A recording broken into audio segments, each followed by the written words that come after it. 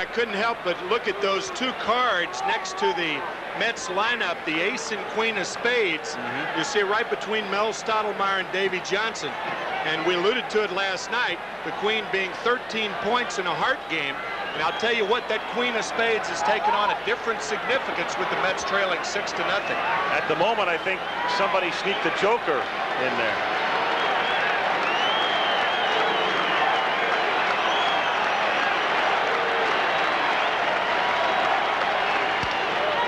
That's grounded down to Backman. He shovels to Elster and back to first, and this time they turn it. And at the end of 4, it remains Dodgers 6. Pitches for Earl through 4.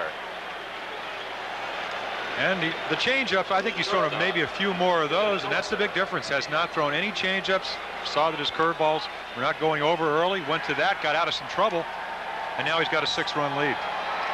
And Elster will lead off, and then Magadan will come up to hit for Gooden.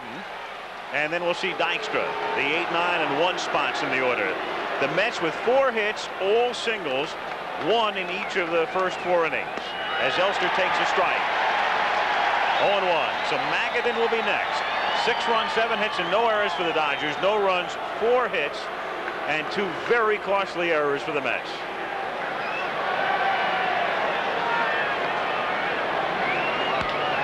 Squibb, backhanded by Hershiser. 1 gone.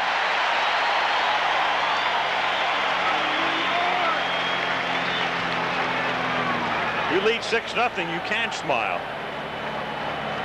Take a look at very compact windup. As I said, good curveball. Not in great fielding position, but the ball's not hit hard right off the end of the bat. Number 29. Little hot dog, but 6-run lead, and you make a good pitch, and you get a little bounder back to the mound. You got to be happy. Hershiser, a remarkable athlete, played for the Philadelphia Flyers junior hockey team. He's a scratch golfer. Well, not scratch 4, but that's scratch enough. That's scratch to me, baby. Well, he said when you're a kid, he said, I had a lot of problems. He said, who wants a kid that wears glasses and arms hang down to their knees on your team? What's amazing about him, if you watch his windup, posture is so important on a pitcher, and one of the keys is your opposite shoulder. You always have to eventually get that down. Look at the way he kind of just leans forward, so he's in the proper position to release the ball. Talk about efficiency of emotion. Again, the tuck. It reminds me a lot of Don Sutton. A little bit different variety of pitches. Don didn't throw a sinker, but Don with well over 300 wins. What you do is you put the pressure on the back muscles. They're much stronger than your arm. Because if you fall on your heel, as you look at Bob Ojeda on your right, Keith Hernandez. Bob Ojeda, who of course had the injury to his finger, said he thought he'd be throwing in 3 weeks. Here's the 1-2 to Magadan. Got him. Changed up on him, and down he goes, and it's 2 strikeouts for Orel Hershiser. So 2 away with the bases empty in the 5th inning. Gary Carter, knowing his team is down by 6 with 2 out in the 5th inning, and Dykstra coming up, and Hershiser on the mound, and Howell ready in the bullpen if needed down the line. And on the road. And it's funny, and we talked about it to an extent last night, how insignificant what happened in the regular season becomes in postseason. To left field and racing over is Hatcher, and he makes the catch. At the end of 4 1/2, it's the Dodgers step. The Dodgers 4 innings away from 1974 redo, as they would take on the Oakland A's in the World Series, and it would start here on Saturday. John Shelby leads things off. Has struck out and hit a sacrifice fly.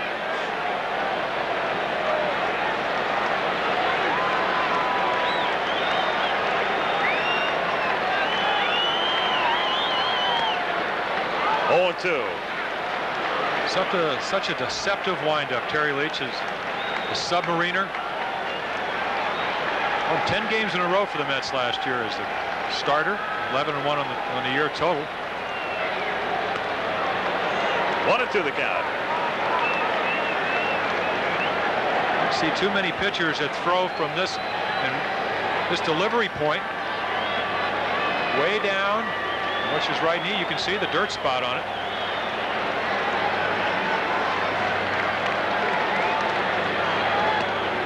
Two and two the count. I'll tell you, if you're the Dodgers right now, you want to finish the Mets off. You want to knock them out.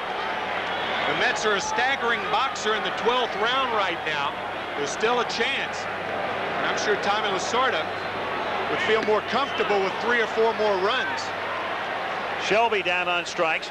You know, the other night when Mike Scioscia hit the home run and he comes up to bat here, if this series is a seesaw, this is what tilted one side to the other. This was it. 9th inning, man on after the walk to Shelby, off Gooden into the bullpen. And before the night was done and into the next morning, after 12 o'clock, it was the home run by Gibson, the save by Hershiser, the victory later that day in Game 5, and that's when the series turned. If the Dodgers do win, Mike Scioscia could be the MVP of the series. He led off the 5-run second tonight. Well, you'd have a few candidates, even though Gibson's average is extremely low. Obviously, 2 very key hits, and then there's the man on the mound. And even though Orel Hershiser has not won a game in this series, he's had 2 no decisions. He's pitched very well in those starts. He, of course, had that save under extraordinary circumstances the other night. And now he's on the mound tonight. And it's funny, I think, you know, the contrast was interesting in the starting pitching tonight. Ron Darling quoted as saying they never should have played the game and spending time in the trainer's room. And Orel Hershiser threw more pitches under the same conditions on Saturday and came out of the bullpen after midnight on Sunday and warmed up on Monday and said he was ready on Tuesday. One guy went to Yale, and Orel said he was academically ineligible his first year in college. There's always a saying in baseball, things don't go well, you're thinking too much. Base hit for Scioscia. So his perfect night continues with 2 singles and a walk. And it will bring up Hamilton. In fairness, though, to Darling, without coming down too hard on Ron, with his arm difficulties, minor as they may be or not be, and we don't know this year, he had a reason to complain a little bit about Saturday. Oh, he didn't pitch that poorly tonight. Of course, it got behind some hitters, but the defense was deplorable back in the second inning. When you make a combination of bad pitches and then bad defense, and that's how you get a 5-run inning. That's what happened back in the second. Hamilton at the plate. 0-1.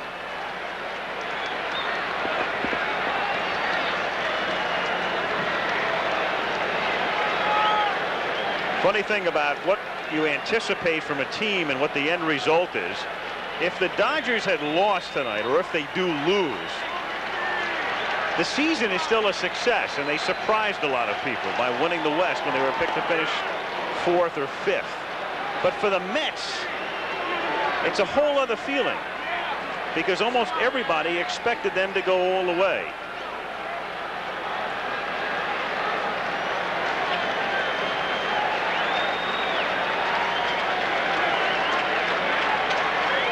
One of the burdens of being picked when you have to and don't.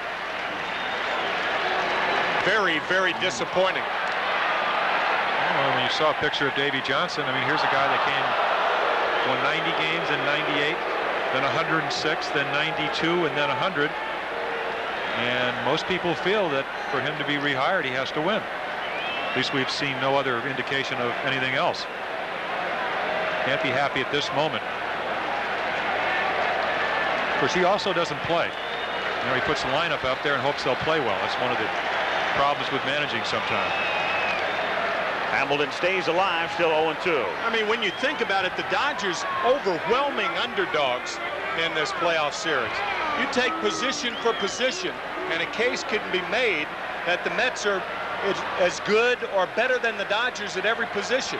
The Dodgers match up to the Mets as far as starting pitching is concerned, not the bullpen, but it's been the Dodgers' emotion that has gotten them this far, and it could be the thing that finishes the Mets off. Fouled away, still 0-2. And what's really amazing as far as the Dodgers are concerned, if they go on to win, is to be able to bounce back after as disheartening a loss as Lasorda has ever suffered. Game 1, you've got Hershiser working on a shutout. You're a strike away, and the next thing you know, it's 3-2.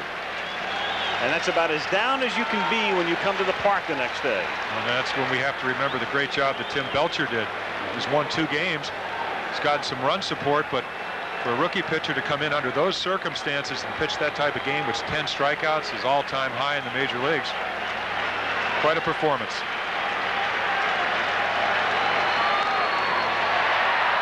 To McReynolds in left. And Kevin puts it away for the second out. So 2 down here in the 5th inning with Socha at first base.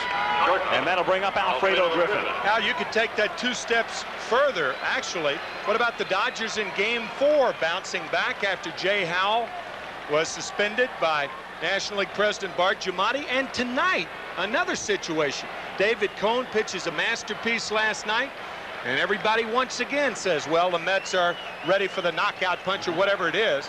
And the Dodgers are ahead 6-0. So really 3 games that they've come back after victories by the Mets. And there is David Cone, who went to the mound last night, staggering at the start. But when it was all over, he had the only complete game in the series, a 5-1 masterpiece to keep them alive.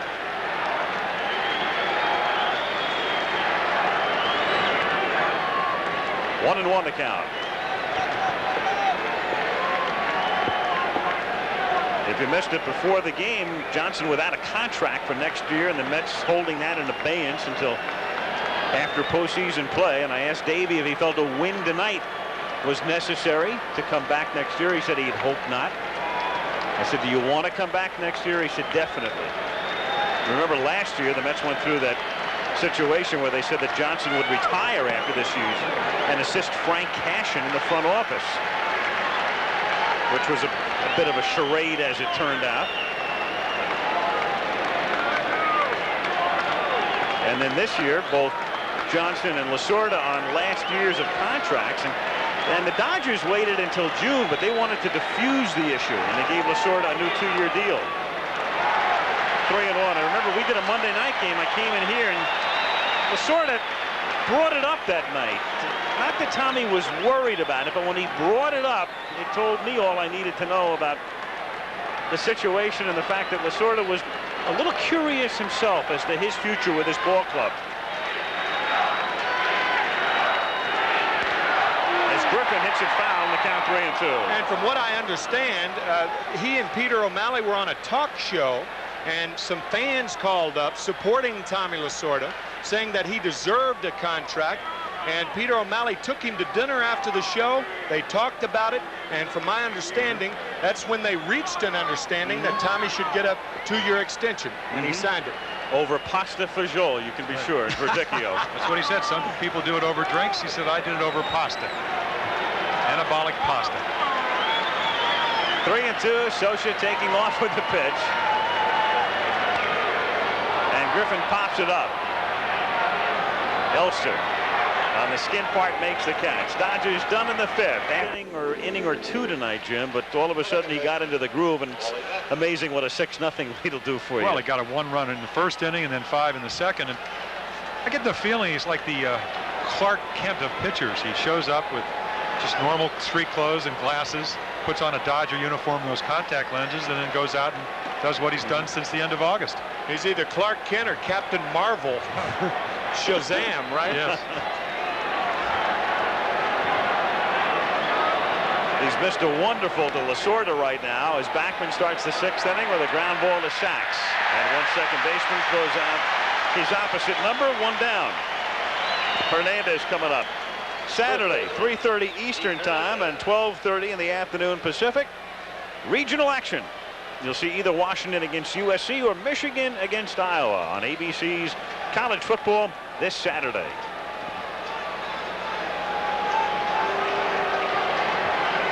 Keith Hernandez walked and hit into a double play. 0-1. you have to admire his heart, not only for this year and what he's been able to accomplish and what we've seen over the last 10 days, but he was 16-16 last year, lost 8 one-run ball games, 14-14 the year before. Both clubs were 73 and 89, so they were losers. He played 500, which is actually better.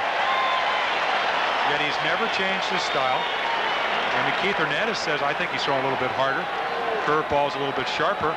But that might be because of the mental frame of mind. I mean, here's a guy that did so much the last 3 or 4 days, yet he felt great about going out there. Other people would say, oh, I'm a little tired, but I'm going to go out. He just said, hey, I feel great. No built-in excuse for him, no question. 1-2. And there's a luxury of being a sinker ball pitcher. I mean, even though I would, you talk about Tommy John's throwing about 82 miles. This Orioles 88, 91 miles per hour. The ball sinks.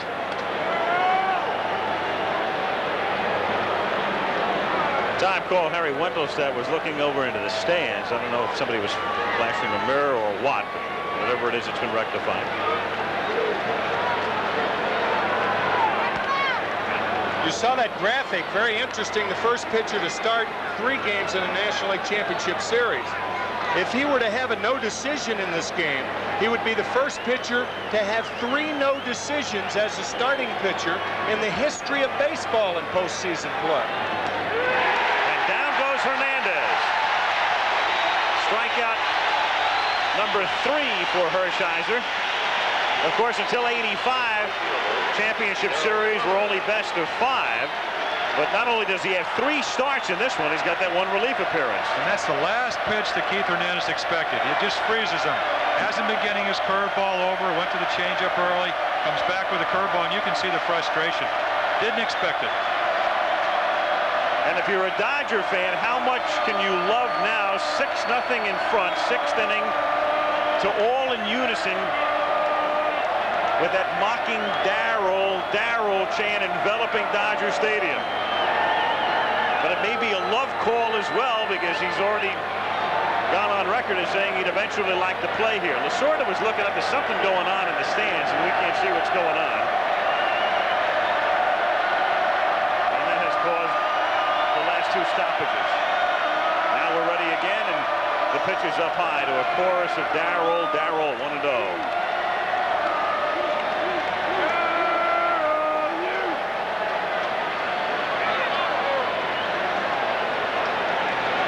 That's probably a local television crew, I would assume, in a light, and that's the problem. And somebody has to get word to them. It's either a light or E.T.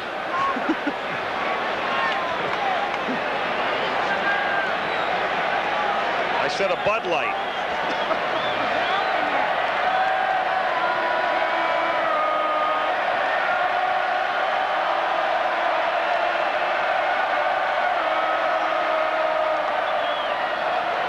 The count.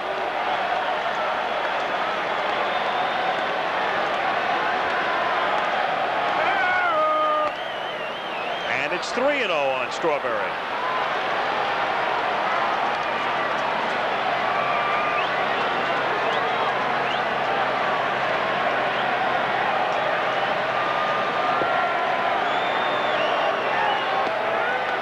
Taking all the way, 3-1 with McReynolds on deck.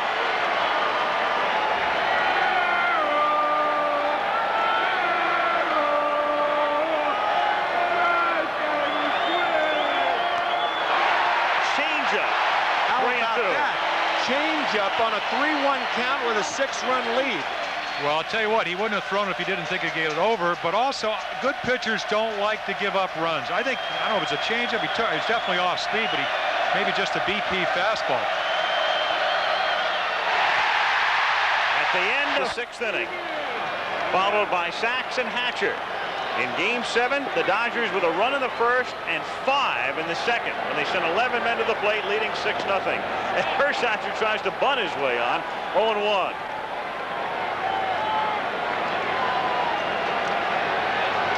Well, he did this game back in Game 3. Of course, it was raining. Talked about last year, 19 hits, led all National League pitchers. This year he hasn't hit that well. A lot of bunts, 19 sacrifice bunts. So while he hasn't had a great year average-wise, he's done his job that you have to do in the National League. Had a great stroke in batting practice, but that doesn't count. No, he wasn't throwing batting practice. What about Terry Leach? Line to left field and hooking away from McReynolds, but he gets there to backhand it. So Kevin on the run to take care of Hershiser. One down, and a huge ovation again for Hershiser as he trots back to the dugout.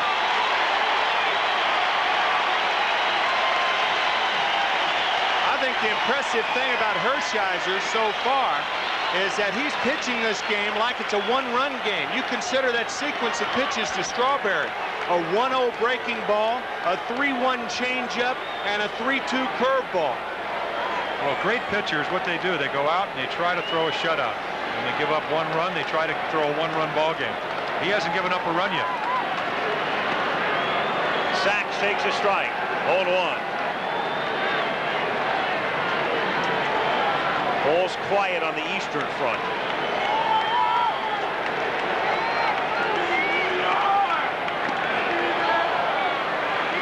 Oh, 2.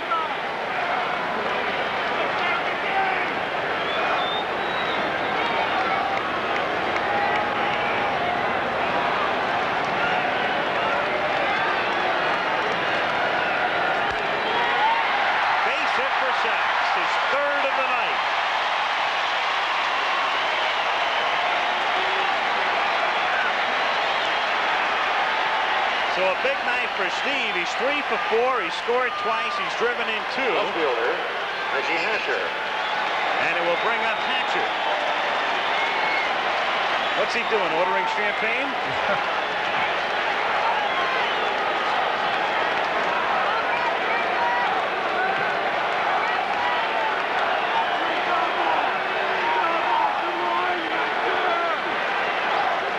Hatcher 1 for 3.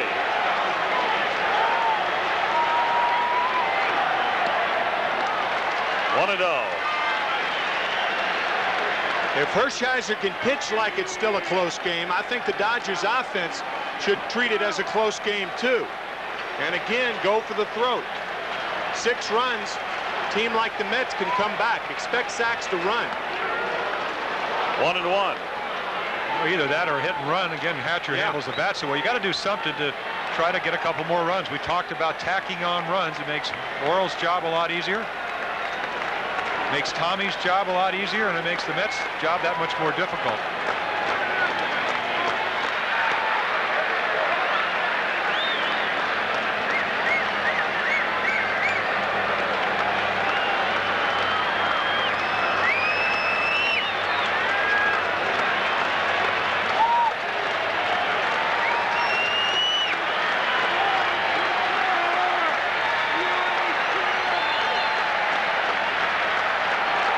Bluffs going, and Hatcher fouls it at the plate. 1 ball and 2 strikes. The Sachs at first and 1 out in the bottom of the 6th inning, and the Dodgers on top in Game 7, 6-0.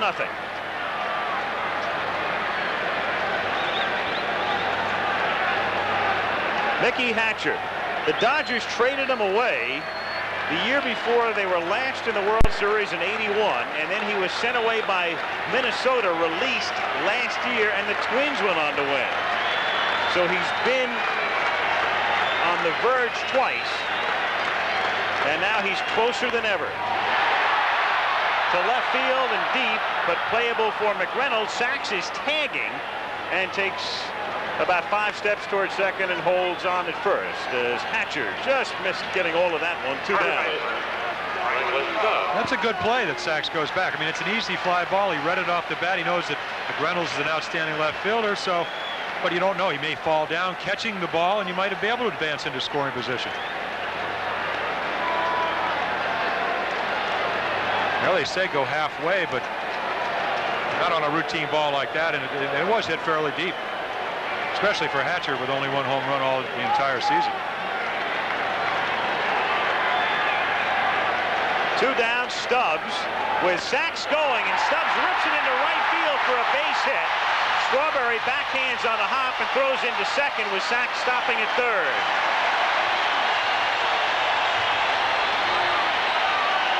And Frank Oakland Stubbs, who came into the game when Gibson left, is 2 for 2. And it's 10 hits now for the Dodgers. A good low ball hitter, and look where the ball is. Really about belt high right down the middle. Leach, a sinker baller, and Sachs running, knows he's going to go to third, but he's thinking home.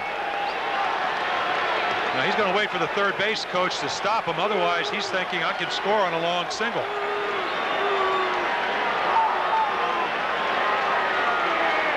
Two out, 2 on. Amalfitano with Sachs as Mike Marshall steps in. One of the few not to join the hit parade tonight. He's 0 for 3.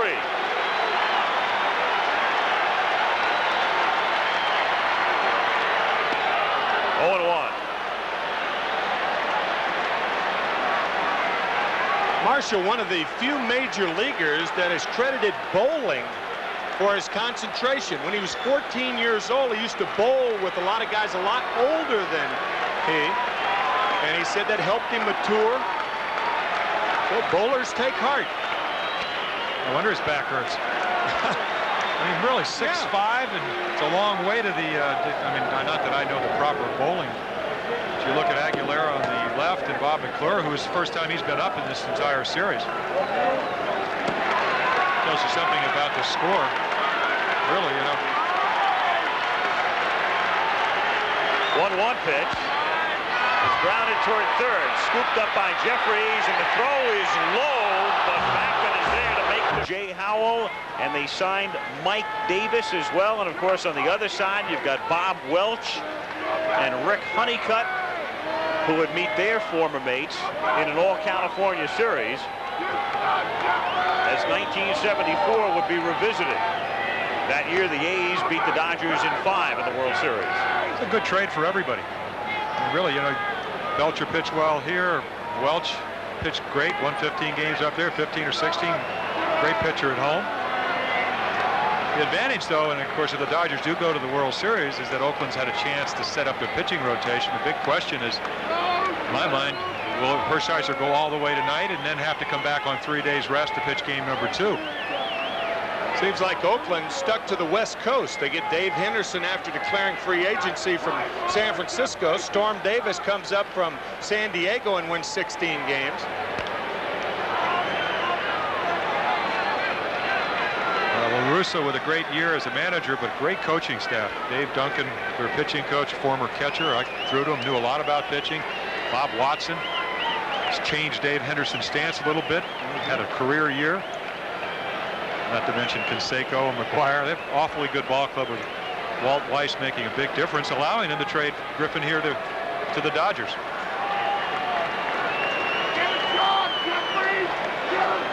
2-1 with 1 out on Jeffries. And it's 3-1. Dodgers trying to go to the series for the first time since '81. It would be Lasorda's 4th trip. Hatcher done for the night, but still up and at him. Well, somebody's got a pace for Kirk Gibson. 3-2. Kirk, we understand, in the clubhouse and in a great deal of pain, having the hamstring iced down.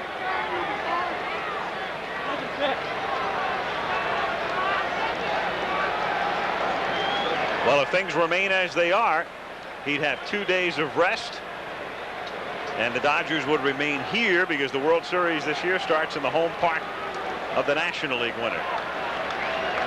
Mentioning Lasorda's 4th series, Tommy got to the World Series his first 2 years, 77 and 78, losing both times to the Yankees. That's driven to deep right field. Marshall goes all the way back and can't make the catch as it caroms back off the wall, and Jeffries pulls in at second with a double. So the Mets get their first extra base hit. Jeffries has his 2nd hit. It's the 3rd time he's hit the ball hard tonight, and it will bring up Carter. This is the 6th hit off Hershiser by Greg Jeffries in this series. I believe it's the first extra base, not his first extra base, because he did hit a curveball off Belcher. Great effort by Marshall, but ball right about at the middle of the 3 off the wall. Good play by John Shelby to back him up to keep it at a double. And the Dodger bullpen will get busy for the first time tonight. I'll tell you what Carter can do is bunt. drag bunt, and Hamilton should be alert at third base. 1-0. Really a good time to do it. You are trying to play the one base at a time type of offense as you see John Tudor and Alejandro Pena warming up for the Dodgers. Tudor warming up in case they want to get a left-handed hitter as Carter hits one to center field. Right at Shelby.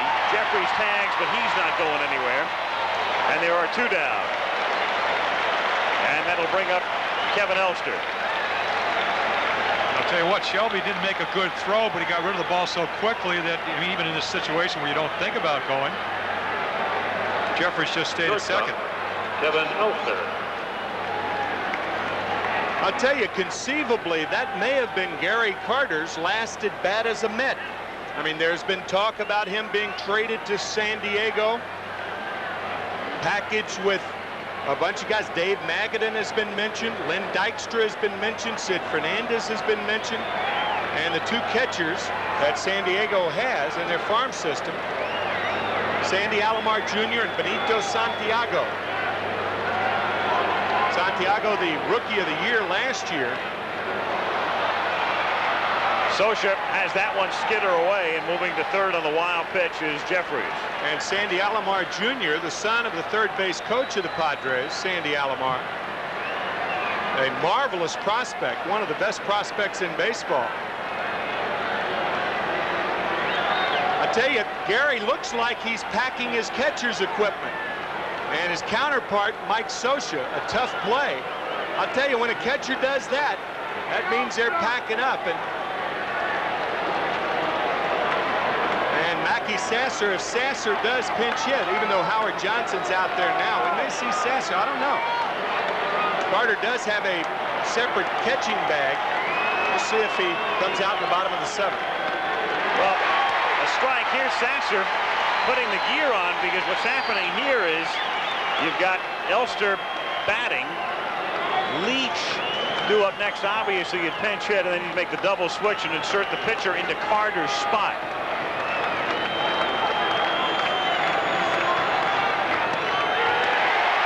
1-2.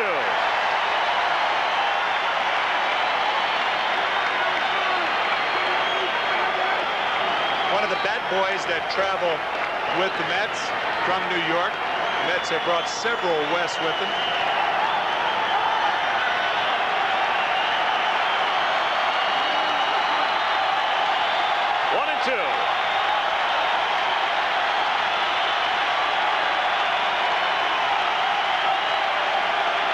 Looking for a strikeout. A la Shea.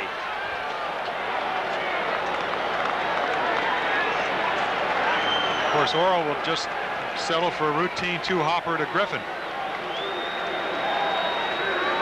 Big difference this year and last year. Instead of better defense, Dave Anderson, who may come off the DL to be eligible for the World Series if they win tonight. Marvelous shortstop when Griffin got hurt. I never have to look at a ground ball shortstop anymore. 2-2. Jeffries at third, 2 down, 7th inning. Dodgers ahead 6-0.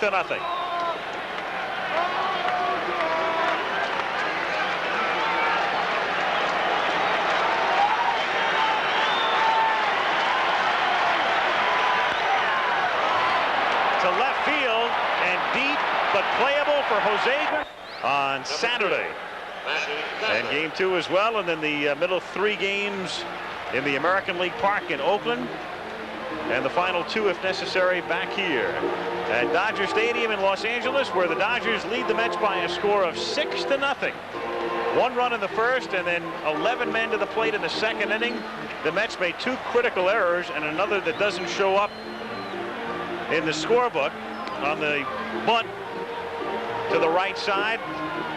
So if Hershiser's the Bulldog, Socia's the St. Bernard.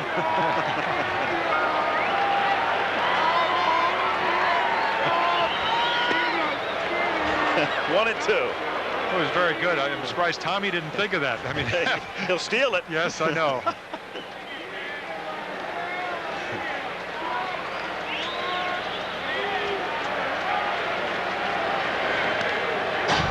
You know, it's interesting. We saw a brief glimpse of Orel. He said when he was 19-3 back in 1985, he said one of the reasons he didn't pitch that well the next year was he did a lot of off-season speaking. Now, you got to figure he's going to be in great demand this year. Talk about motivation.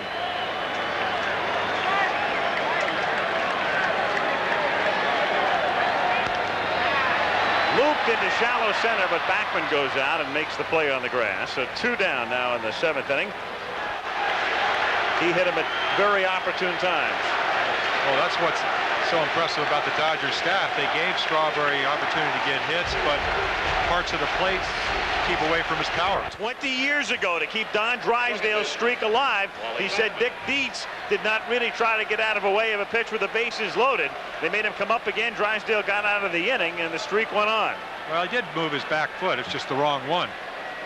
And again, Lenny is a tough little guy, and I'll take one look. He follows it right down to his toe. Second time in the series that Lenny's been hit by a pitch.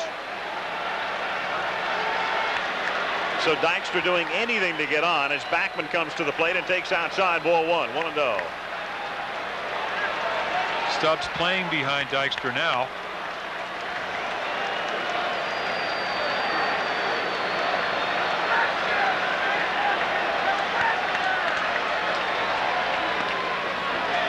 And it's 2-0. And the Dodger bullpen busy again.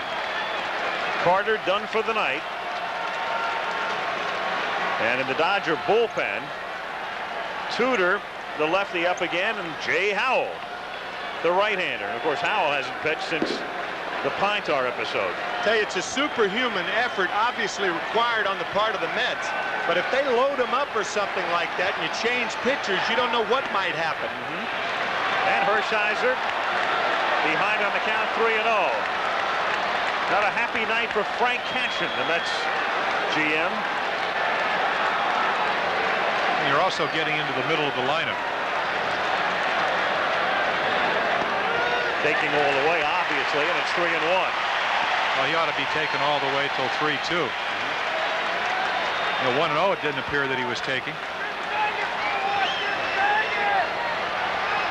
Mets haven't had 2 men on in the same inning since the first. And now Backman draws the walk. So runners at first and second with 1 out in the 8th inning. The Dodgers still need 5 outs. Lasorda confers with Perodowski, and here comes Keith Hernandez. And Tommy pretty much saying to Ron Woody,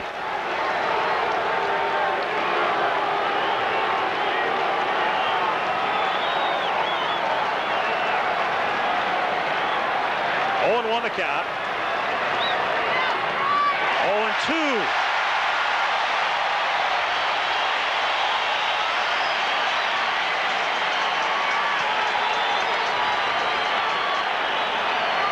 This is the pitch that struck Hernandez out last time.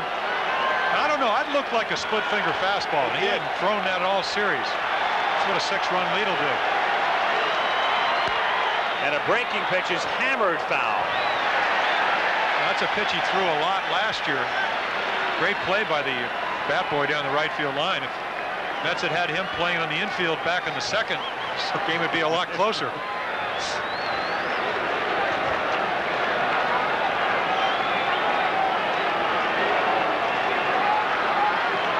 No balls, 2 strikes. Hernandez trying to breathe new life back into the body. It's 6-0 Dodgers, but the Mets have runners at first and second. 1 out at the top of the 8th inning. No balls, 2 strikes to count.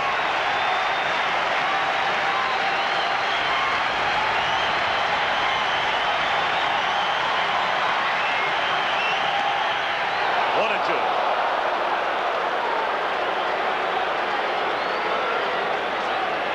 He's trying, isn't he? Went with a 4-seamer. He's been throwing sinkers all night. Went for the strikeout.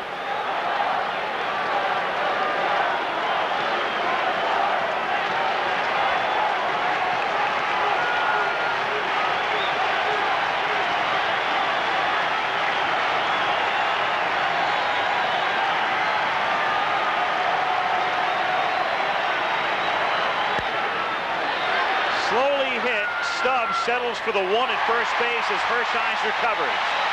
Runners move up. 2 down. And Strawberry coming up. The Darryl serenade. Right fielder, Darryl Strawberry.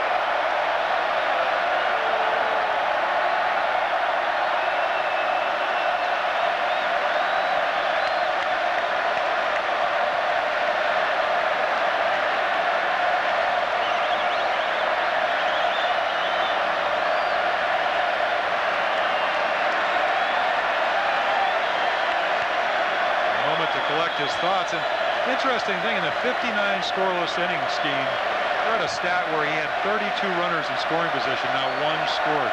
Talk about getting outs at the right time. 2 men in scoring position here with 2 down. 0-1.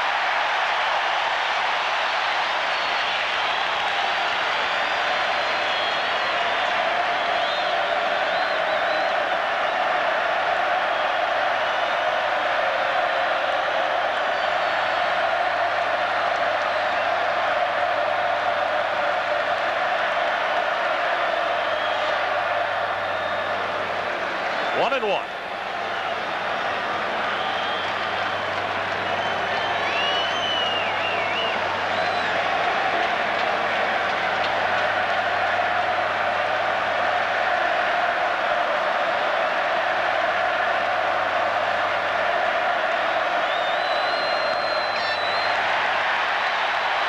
One and two. Now the crowd will really turn it up a notch with 2 strikes.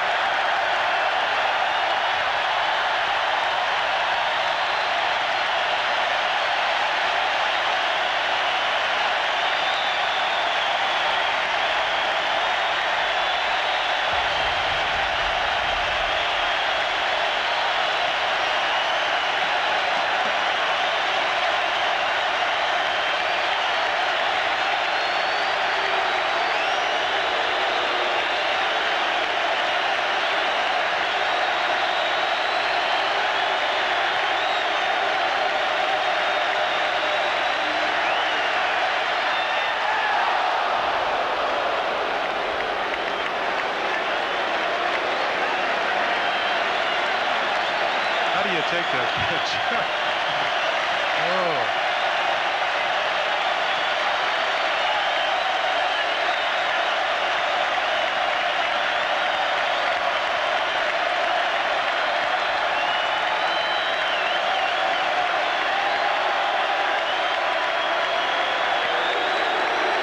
Like a quarterback whose signals can't be heard, he keeps stepping out of the box.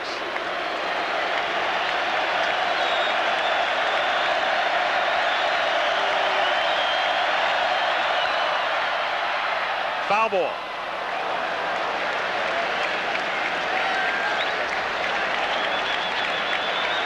So this crowd just warming up for what they hope is the encore in the ninth. 2 on, 2 out. 2-2 the count on Strawberry. 6-0 Dodgers. Some of the crowd chanting. Play by Gonzalez. You see how cautious he goes after. I bet he's never caught a ball like that in his life. Look at his right hand, how cautiously he's cradling the ball to make sure.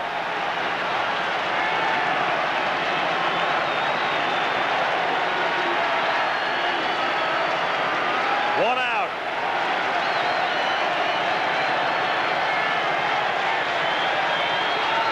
Jeffries at the plate. On deck to bat for Aguilera is Lee Mazzilli.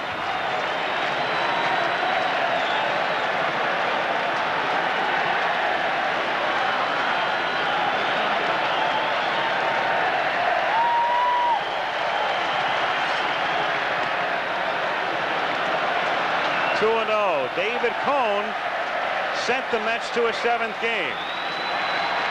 But Oral Hershiser is trying to send them home for the winter.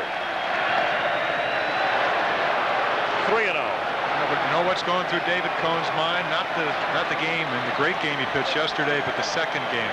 Because you sit on the bench and you think, what if I had just done this or this hadn't happened? 3-1. It seems when you're the losing team or about to lose, you reflect on all the negative things, not the good things that have happened either during the season or during the playoff. Just the way it is. Well, they lose Jay Howell, and it's actually a boost. 3-2. On the left, Tim Belcher, and don't forget about him. 2 victories.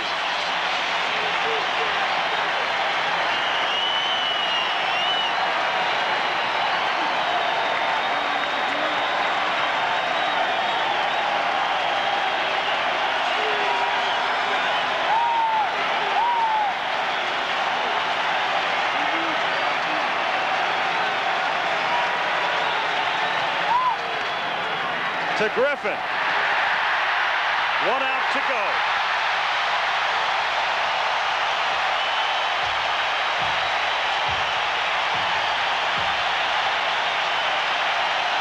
Mazzilli to the plate.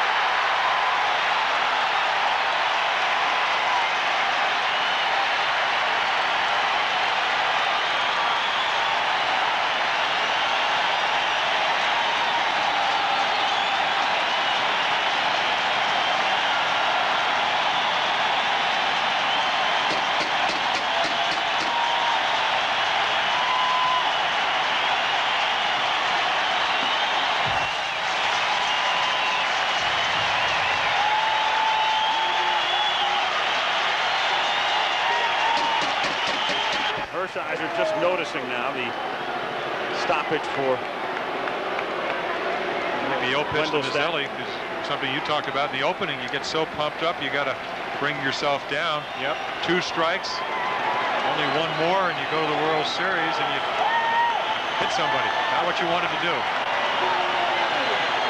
Mazzilli going, and nobody is covering, so they just let Mazzilli go down to second base. He wasn't being held on, and he figures, why not? So Mazzilli with an uncontested steal, and the count 0 balls and 1 strike on Howard Johnson. You got to do it because you take away the force play. And Howard hits the ball in the hole with good speed. He's going to beat it out. So no gamble involved at all.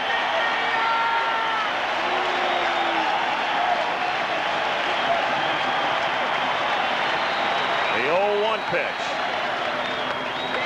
And again, a strike away. 0-2.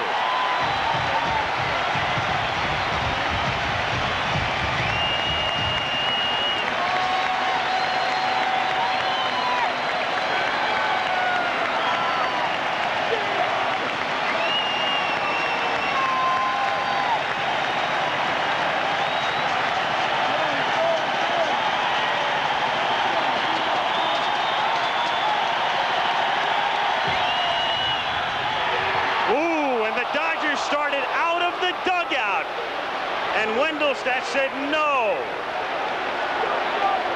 They were running out of the dugout.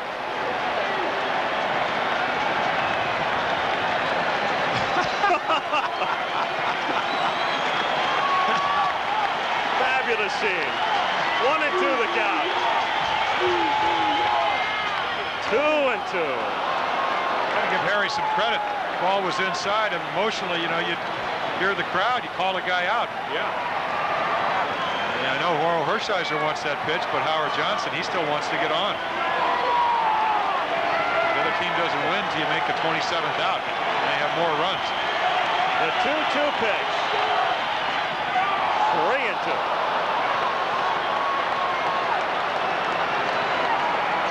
Mackey Sasser out on deck.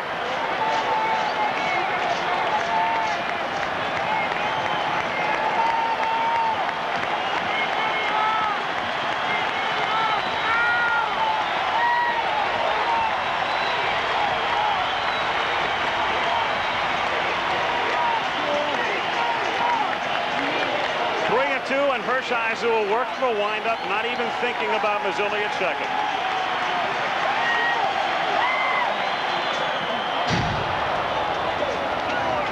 That last strike is proving elusive. But it's proved elusive in this series.